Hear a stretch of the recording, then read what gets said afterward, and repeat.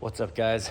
Before we get into today's video, which is going to be on how to determine what's the best tension in your thumb button, got a couple things. So regarding the Inside Out Precision website, we have the new URL, we have everything good to go. We're waiting on Printify and Shopify because when our card expired, I believe they they took down all of our stuff, but we're in the queue and it's like a 6-week wait. So we're waiting on that. But I also want to say there is, where I work at G4 Archery here, we're hosting a tournament. It's called the North Plains Classic. It's going to be November 17th, 18th, and 19th. It's going to be right here in this range. $65 buy-in or entry fee, cash payouts in all the classes, and it should be really, really fun. So you have to qualify on the 17th or 18th, and then the shoot up is on the 19th. If you go to g4archery.com, all the information is there. You can register. And again, that is November 17th, 18th, and 19th. You only have to shoot one of the 2 qualifier rounds. And then, like I said, the shoot off is going to be on the 19th. So that's enough boring stuff. Let's get into the video. Again, it's going to be on how to determine what the best trigger tension is for you in your thumb button, or really any release in general.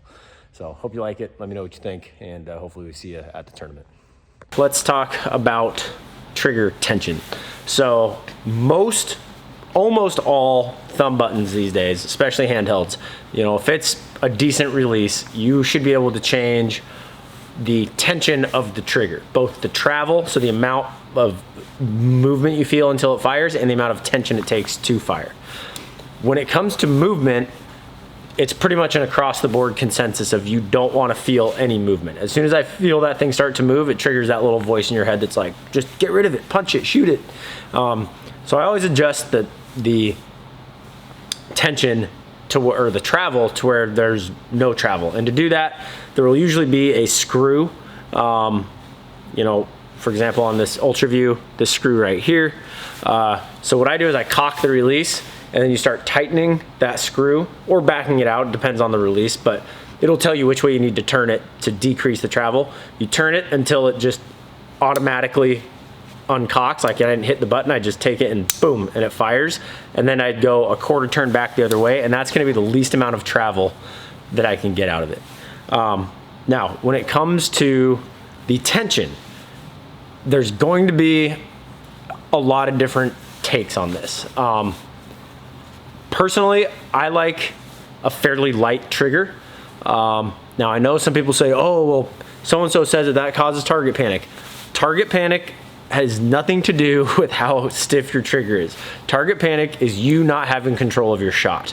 So whether you have a stiff trigger or a light trigger, if you can't control you punching the trigger, doesn't matter how heavy or light your trigger is, you're still gonna punch the trigger. The reason I like a fairly light trigger is because once, when I come in and everything is set, and I come in, boom, everything feels good. When I bring my thumb onto that barrel, I want enough tension on it to where I can comfortably rest my thumb on it without worrying about it going off. But I don't want to have to sit there and add, 12 pounds of pull to that trigger to get it to fire.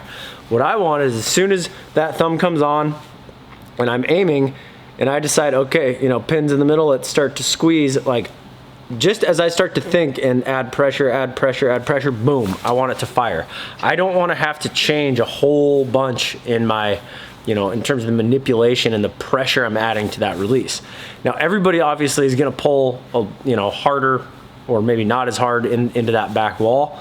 I pull pretty hard, but the way I fire this is I don't come onto the barrel and then just start pulling against the release. I come in, set my back tension, so that push-pull, I keep that back loaded, and then I literally just start manipulating the release. So it's like I think about bringing, my ring finger into my thumb, or even just squeezing like this muscle of my thumb pad as I'm aiming. I just start to add tension to that, and that's what fires it. So I'm not really pulling any harder once I'm in my hard aim.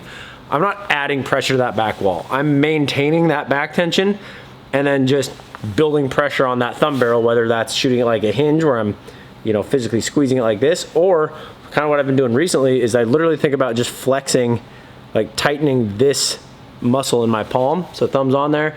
Then I just start to tighten that muscle and boom, and it fires. And I don't wanna have to sit there and keep, you know, squeezing and squeezing and squeezing and squeezing and squeezing and building too much tension. Generally speaking, tension is your enemy in archery. Like, you want to be as relaxed as possible while still being strong, if that makes sense. So the only tension you really want to feel is in your back. Obviously there's going to be a little bit in your shoulders, but you know, through your hands and your forearm and all that, like that should be pretty relaxed. The more I have to squeeze and yank on that trigger to get it to fire, the less relaxed I'm going to be. I know some really good shooters where you can literally cock their release and do that and it'll fire. It's that light. But they like that because, like I said, they've got it to where they can come in, they just barely touch it, and then they just have to start thinking about adding pressure and it fires. The downside to that, if it's too light, is that there's always the chance of a misfire. You know, you come in and you're not totally paying attention and you just rest your thumb on there and it just goes off. Or if you get the trigger too light, your release can misfire while you're drawing, which is not fun. A stiffer trigger, if you're learning how to really just pull through a shot, you know, I think a stiffer trigger can be good.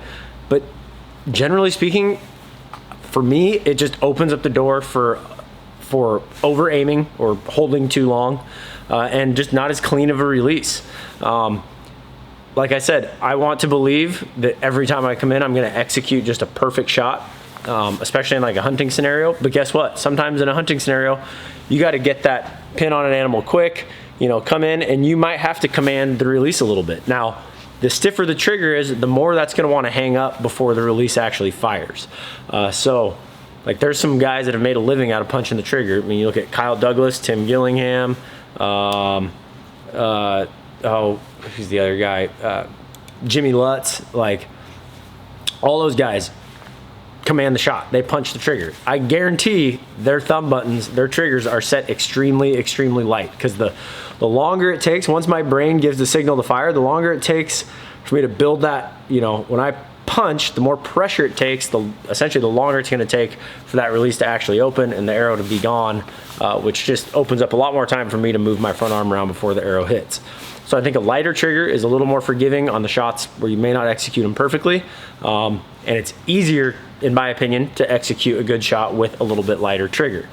Now everybody's going to do that a little differently. You know, I know some guys, they come in, thumb comes onto the pinky here, that barrel's back in that hand more, and you know, for them, maybe just pulling is what works.